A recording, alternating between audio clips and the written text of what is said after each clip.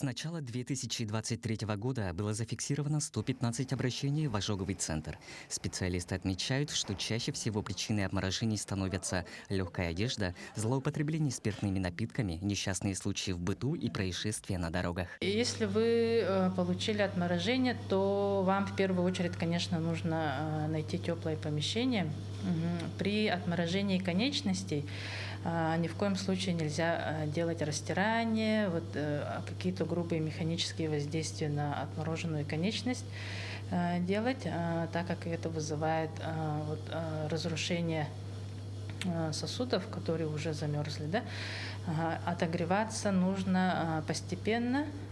Это нужно укутаться в теплое, во что-то теплую одежду какую-то, горячий чай и теплое помещение. И отогревание должно происходить постепенно, не резко.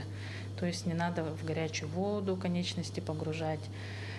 Это, наоборот, усугубляет всю ситуацию.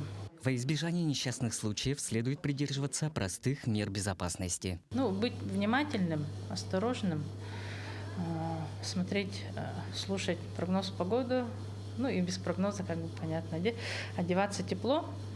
Одежда должна быть комфортной, она не должна сковывать вас.